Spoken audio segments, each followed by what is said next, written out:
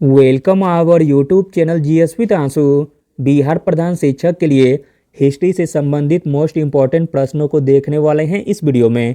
इसमें सारे के सारे प्रश्न बहुत ही सिलेक्टेड दिए गए हैं जो आपके एग्जाम में डायरेक्ट आने की पूरी संभावना है, इसलिए वीडियो को लास्ट तक जरूर देखें। स्टार्ट करने से पहले आप लोगों से एक ही रिक्वेस्ट है, प्लीज़ वीडियो को लाइक और किसी भी एक ग्रुप में शेयर जरूर कर दीजिएगा। चलिए शुरू करते हैं। पहला प्रश्न है, कार्ल मार्क्स का जन्म कहाँ हुआ था? कार्ल मार्क्स का जन्म हुआ था जर्मनी में। अगला प्रश्न है, महात्मा गांधी किसके पुजारी थे? महात्मा गांधी पुजारी थे सत्य और अहिंसा के। अगला प्रश्न है, प्रथम विश्व युद्ध कब समाप्त हुआ? प्रथम विश्व युद्ध समाप्त हुआ 1918 ईस्वी में। अगला प्रश्न देखते हैं, संयुक्त राष्ट्र संघ का मुख्यालय कहाँ है? संयुक्त राष्ट्र संघ का मुख्यालय है न्यूयॉर्क में। अगला प्रश्न है, सुरक्षा परिषद में कितने अस्थायी सदस्य हैं? सुरक्षा परिषद में 5 अस्थायी सदस्य हैं। अगला प्रश्न है, विश्व में सबसे अधिक जनसंख्या किस देश की है? विश्व में सबसे अधिक जनसंख्या है चीन देश की।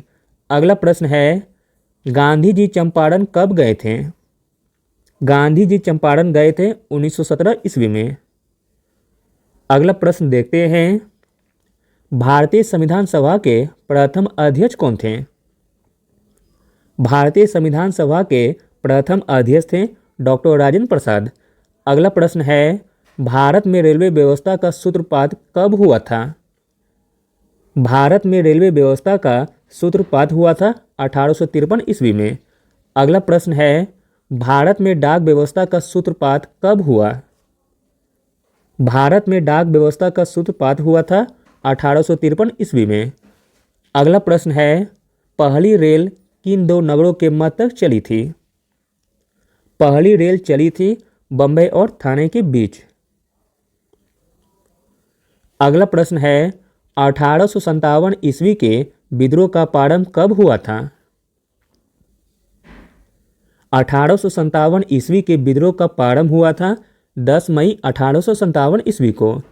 अगला प्रश्न है, 1857 ईस्वी के विद्रोह का प्रारंभ कहाँ से हुआ था? 1857 ईस्वी के विद्रोह का प्रारंभ हुआ था मेरठ से। अगला प्रश्न है, 1857 ईस्वी के विद्रोह के समय भारत का कौन सा मुगल शासक था? 1857 ईस्वी के विद्रोह के समय भारत में मुगल शासक था बहादुर शाह जफर। अगला प्रश्न है, स्वराज पार्टी के संस्थापक कौन थे? स्वराज पार्टी के संस्थापक थे मोतीलाल नेहरू और चित्तरंजन दास।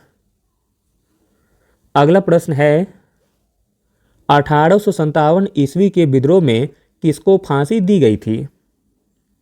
1857 ईस्वी के विद्रोह में फांसी दी गई थी तात्या टोपे को। अगला प्रश्न है, 1857 ईस्वी के विद्रोह में भाग नहीं लिया था? 1857 ईस्वी के विद्रोह में भाग नहीं लिया था मध्यम शिक्षित वर्ग ने। अगला प्रश्न है, 1857 ईस्वी के विद्रोह में वीर गति प्राप्त की थी?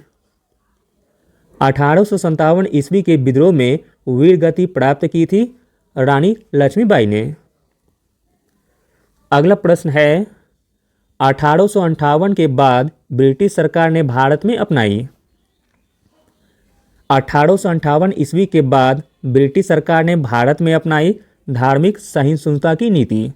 अगला प्रश्न है, 1857 ईस्वी के विद्रोह के समय भारत में गवर्नर जनरल था? 1857 ईस्वी के विद्रोह के समय भारत में गवर्नर जनरल था लॉर्ड कैनिंग। अगला प्रश्न है, 1857 के विद्रोह के बाद भारत और यूरोपीय सैनिक का अनुपात रखा गया था। इंपॉर्टेंट प्रश्न है, 1857 के विद्रोह के बाद भारतीय तथा यूरोपीय सैनिकों का अनुपात रखा गया था 2:1। अगला प्रश्न है, अंग्रेजों ने फूट डालो और शासन करो की नीति अपनाई थी? अंग्रेजों ने फूट डालो और शासन करो की नीति अपनाई थी 1858 ईस्वी के बाद। अगला प्रश्न है, भारतीय राष्ट्रीय कांग्रेस का प्रथम अधिवेशन कब और कहाँ हुआ था? भारतीय राष्ट्रीय कांग्रेस का प्रथम अधिवेशन बॉम्बे में और यह हुआ था 1885 ईस्वी में। अगला प्रश्न है, स्वराज मेरा जन्मसिद्ध अधिकार है और मैं इसे लेकर रहूंगा, यह नारा दिया गया था।